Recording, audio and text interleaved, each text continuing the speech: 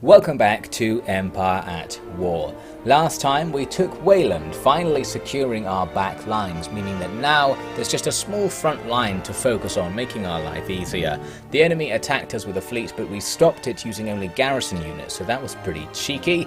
Then there was a time skip where we somehow took Ryloth and Shola. After that we went on to attack Geonosis, winning a battle in space and one on land to take the planet. The enemy though had a counterattack for us. A big fleet appeared, but our fleet was still there, so we were able to defeat them pretty nicely, and the momentum we gained from that victory allowed us to go and take Tatooine as well, albeit losing all of our ground army again with a terrible auto-resolve.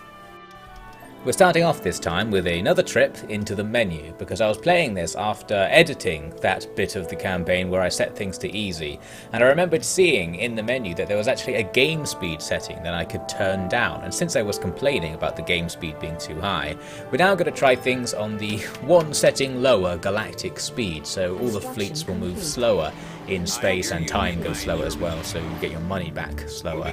With this you can see it takes now a couple of seconds to move between planetary systems rather than like one, so that's plausibly enough time to actually react to something happening, so I was more happy with this. As you can see, we took Eridu with an auto-resolve, just blowing up their space station for no losses. We don't have a ground army to go and take the planet because we lost it auto-resolving at Tatooine last time, so we need to wait to rebuild another one as usual. In the meantime, thought might as well just go over here and attack Naboo. Got another decent auto-resolve, losing a marauder but taking down a fairly high level space station, and that's some more space under our control, but now that we're not at Eridu, they can just rebuild their space station there. This actually is kind of nice because once they do rebuild it, we'll just go straight back with the fleet like this and destroy it. We even happen to intercept a transport as well, so that's free damage. We don't lose anything for doing that, but the Empire's losing money by rebuilding those space stations, so perhaps there's an exploit available there, just constantly forcing them to rebuild things, then destroying them over and over again. In this case, I've now got a pretty substantial second fleet together that can go and sit on Naboo, so we can keep both of those planets blockaded while we wait to get our army together.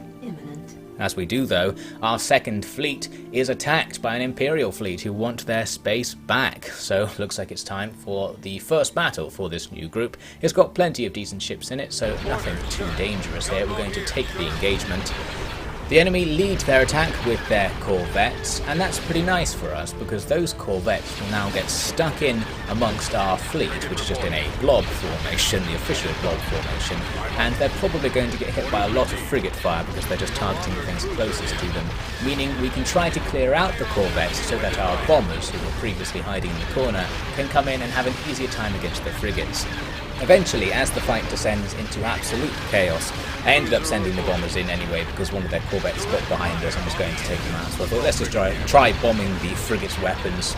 In this case, even if you sacrifice your bombers to take out frigate weapons, it might be worth it because those frigate weapons being gone means our frigates, which are much more expensive, will be safer. Bombers are nice and easy to replace, so perhaps it is a worthy sacrifice. Whatever the case, as you can see, things slowly calmed down and we came out on top. The final enemy frigate went down, then we had to move out and find a missile cruiser at the back of the map. That was all fine. So our second fleet has survived their first test, didn't lose any of the larger ships. The Marauders are kind of annoying because they take ages to rebuild, but they're not too expensive. We'll be able to put this thing back together and make it stronger. The Empire lost much more than we did, that's what we like to see. And at Alderaan I'm just spamming new units constantly. Alderaan specifically because Mon Mothma's there and it makes things cheaper. I could move her to be closer to the front line, but I can't be bothered.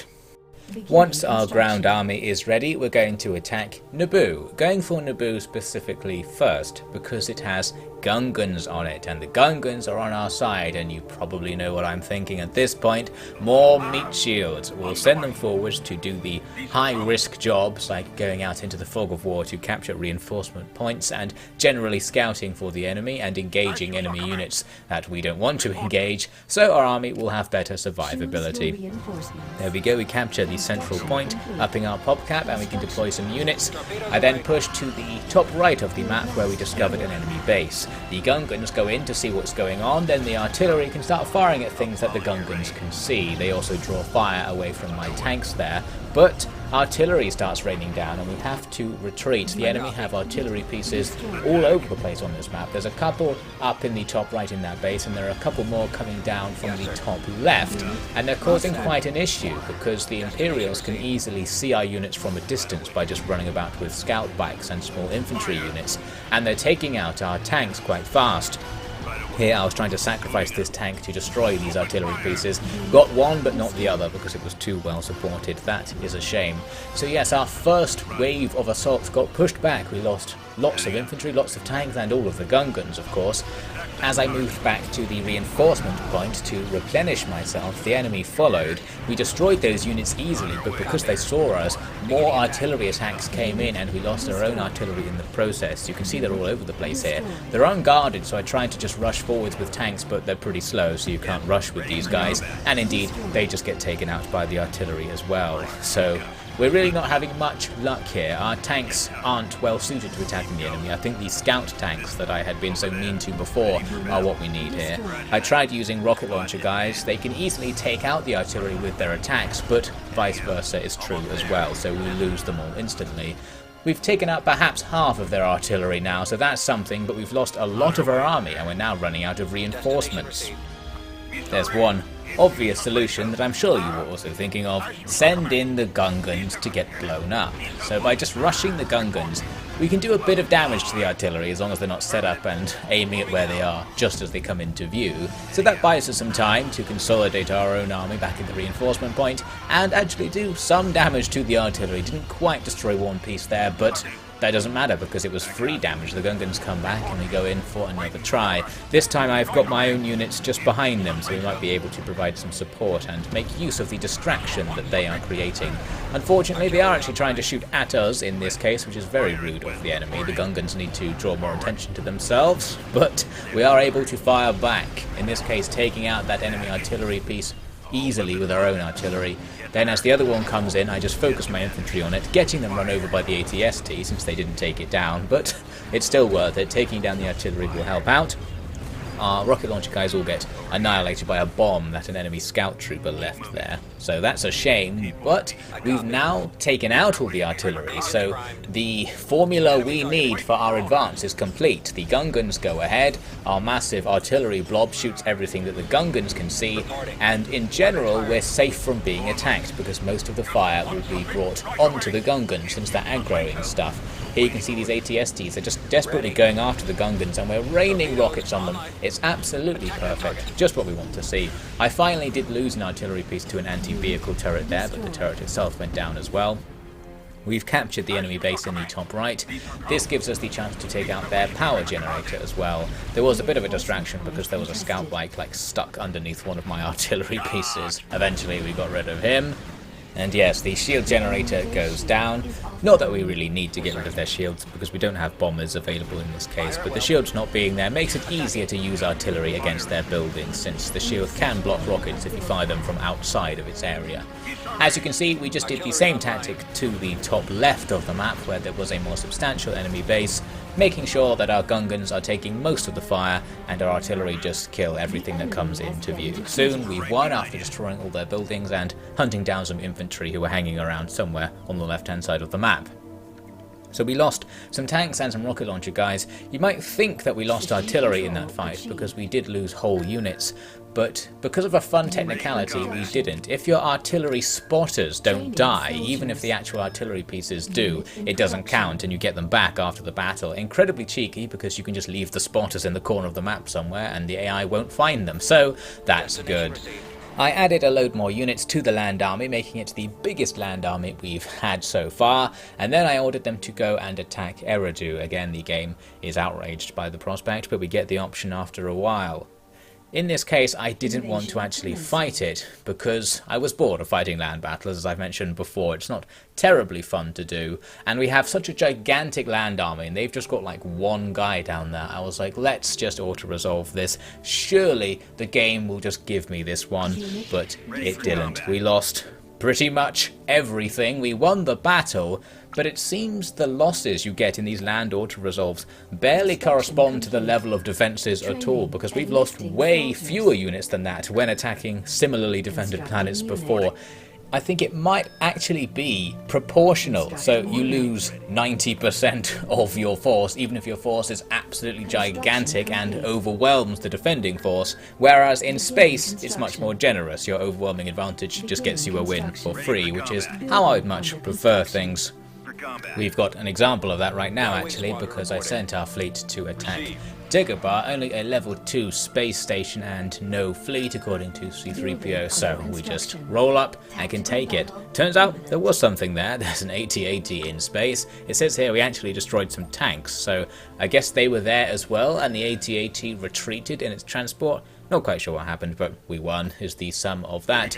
Now we'll need to take Dagobah. It says it's neutral, but this is one of the planets where the ground presence is hidden from you, so you just have to send a ground army and find out what's down there. But we can also see its max defense level is 2, so there can't be many buildings. I think that means there can only be 2 buildings, meaning not too much stuff will be spawned constantly. We deployed in the bottom left to start off with, and I moved over to the bottom right to take another capture point. The enemy showed up with some infantry to take the bottom left, but I'll just send my tanks back to stop all of that.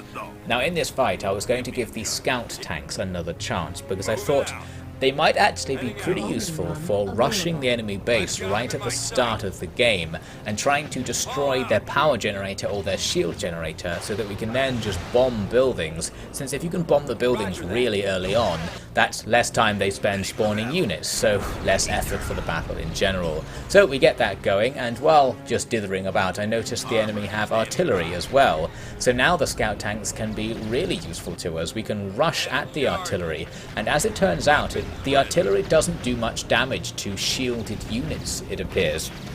These guys survive multiple impacts, whereas our heavy tanks just got wiped out by artillery, so that allows us to quickly close in and take the enemy out at point blank range and defeat that artillery.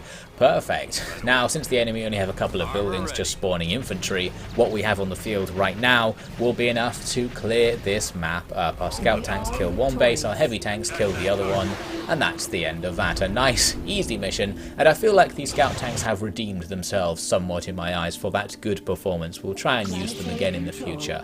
So Dagobah is ours. We're not going to wait around because I can go and attack Bespin right now, and Bespin is a unique planet in that it doesn't have land, so just taking space counts as occupying the planet. There was just some tanks and a space station defending space, so we can take that with an auto-resolve because these auto-resolves are nice, and there we have it. An interesting thing about Bespin is it gives you absolutely loads of money. If you compare its income of 1,000 to some of the planets around here, it's just orders of magnitude better, so that's really screwed the Empire over. That was most of their income that we've just stolen away from them. Very nice. Things are getting very one-sided as we slowly push the Empire into the corner of the available map. My second fleet went over to Sullust to capture space there as well. The enemy were defending just with some stormtroopers and a space station, so we got a free win. But of course now we have to go and actually take the planet, and we're now in the post-land auto-resolves era, so whatever the case, I had already resolved to go and make this battle manually, or do it manually, so that we don't just lose everything and I can stop constantly stopping the game to rebuild my army. Although that said, it's actually faster to do that than fight it yourself, but since I'm filming, we'll actually fight the battles to see if anything interesting happens. The good news is we've got some natives on our side for this one, so it's time once again to exploit their desire for freedom by getting them killed. I suppose they're getting something for their planet out of this, so maybe they don't mind. The enemy attacked with a load of infantry to start off with. I tried to run them over, but we're being attacked by artillery as well, so that's a bit more dangerous. Also, my tanks are being disabled by the enemy's Magna Pulse gun. This is a building in their base that shoots a blue thing that just disables your vehicles temporarily, so that's going to be causing us problems throughout the fight. I sent some of these Sullustans to capture an area in the bottom left and take some build pads, but the enemy counterattacked and took them out, so that was a shame. Then the enemy's artillery got closer to us and to our position in the bottom right where I was based. So I'm trying to take them out here, but having no luck because we just don't have enough stuff to do it. We do have these captured speeders that you get from that thing that's a star icon on the minimap, but I was using them to kill infantry, whereas they probably would have been better used taking out the artillery. Here again you can see all my vehicles are just disabled. We're sitting here being shot by the artillery and struggling to fight back. Luckily I was able to call in Y-wings to destroy the artillery hitting me in this case, so we got away with it. They kept destroying my repair pad, so I need to rebuild that, repair my tanks, and then go for another push. And the constant delays this was causing meant we're still kind of stuck in the initial zone, even far into the fight. An AT-80 came over to see what all the fuss was about, and that's going to be a problem for my tanks obviously, but my artillery and rocket launcher guys will do better against it. I'm trying to get the tanks out of range, but they struggle with pathfinding, and I accidentally gave the artillery a move order to the AT-80's feet when I thought I was giving an attack order, so that was pretty dangerous. At the same time we get another vehicle disable pulse thing, so all of these guys are now sat here, but my artillery miraculously survived. Those enemy infantry could have just shot it and blew it up, but we got away with it in that case. Anyway, I continued using the Celestins to try and take out the enemy's artillery around the map. And at the very least, when they failed, we can try things like this, rushing forwards to take out the artillery with my tanks, failing, and then using the Y-wings to hit these guys before they move away. They have to spend some time turning and putting their weapon away before they can move, so the quick arrival time of the Y-wings allows us to take them out in that fashion, for free I suppose, since the Y-wing attacks don't cost you anything. Our entire army is currently disabled at the reinforcement point there. We find more artillery on the left side of the map, and the Celestins go to attack, but then get attacked by all these scout bikes. These scout bikes drop their bombs and blow everything up. But at least now we know we need to deal with that artillery at some point. The other Celestins are dealing with tanks, and all the micro that I'm doing on the Celestins means that my army is doing pretty much nothing a lot of the time. Eventually I do push with one of my tanks to the top right of the map, discovering not only tons of scout bikes, but a power generator. Now that's more interesting because destroying the power generator will disable the Magna Pulse gun, so we'll stop being constantly disabled and we'll be able to actually move around, making dealing with the artillery in particular easier and just allowing us to play the game. So I just about call in that bombing run at the last possible second before the ground disappears out of line of sight, and those bombs will now land on the power generator and hopefully a couple of tanks or something in that area as well. We can't see the damage it did, but we stopped being hit by Magna Pulse shots after that, so I think it did do the business. Now we just need to push on up. There are still more artillery units around, just generally bombing things and taking out units that I'm not paying attention to. It's really annoying, but with the Celestians constantly tanking all of that fire, it's not as bad as it could be. Some tanks charge up the left side of the map, with the Celestins in front, of course, as a distraction. We take out some artillery and a load of scout bikes and try to take that build pad, but the scout bikes drop their bombs, which destroys the repair thing I was making and kills the Celestins, annoyingly. But anyway, at this point I just got everything together and went for their base, and we defeated most of the enemy army, or all of the enemy's normal army, and it's just their spawned units hanging around the base. Loads of scout bikes and infantry who our tanks can easily take down. I'm struggling here to force my tanks to run over the infantry to do this a little bit faster, but eventually we get all that sorted. That's the Magna Pulse gun in the background, by the way, so we took that out. And in a similar fashion, we destroyed the rest of their base. They couldn't spawn any anti-vehicle units from these buildings, so no resistance overall. They can't really stop us. Our bombs finish off the last mine, and that's the end of that. Some losses, but nothing like the losses we would have taken doing it normally, and it was a fairly interesting fight, so that was nice. The next target on my list was Hoth, and here is the footage of me fighting for Hoth. Yes, once again the game decided to be a black screen on the recording, giving me just the audio, which I was really annoyed about because the battle for Hoth was actually a pretty good one and we really nearly lost it, since the enemy's AT-ATs were putting tons of pressure on the one reinforcement point we had stuck in the corner and couldn't break out from. But eventually, by sneaking around them, doing bombing runs and exploiting artillery spotters to get line of sight onto things for the artillery to take them out, we sneakily won the battle by gradually destroying their base. And it's just a shame we didn't get to see that. Imagine something really cool happening. Go and watch The Empire Strikes Back or something instead. And now here we are after taking Hoth. The next thing to do was to send the fleet to Bestine. We just destroyed the space station for free there. After that fight, I was pretty annoyed because I immediately checked the footage to see if it had recorded properly and discovered that it hadn't, and I was so angry that I couldn't be bothered to do the fight at Bestine, so I decided to go back on my decision to stop auto-resolving land battles and just be like, maybe this time it'll work okay. And again, we take massive losses destroying all of these random buildings. It's not that bad now because we have so many planets, we can actually rebuild all of that stuff across the various planets quite quickly and get back to where we were without much of a delay. So that's something. We're so dominant, we don't really need to play the game anymore, which is always a good place to be in a strategy game. I sent my main fleet to take the space over Endor. They had it defended with one corvette and a space station, and we somehow lost a unit in that fight, but that's okay. We've had so many free victories in space, I don't mind losing units at this point.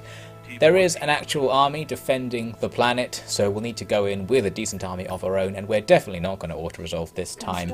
I haven't actually played that yet, but if we're very lucky, we'll be able to bring the Battle of Endor, and indeed the story mission to you in the next part. Either that, or some more black screen, which is pretty much just as good.